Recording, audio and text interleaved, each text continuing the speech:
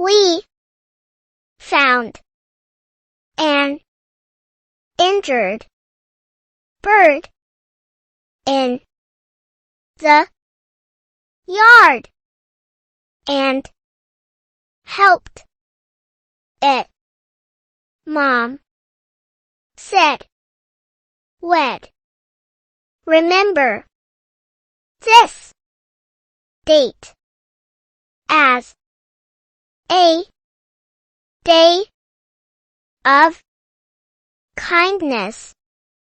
We cared for it until it was strong enough to fly away. It felt amazing to help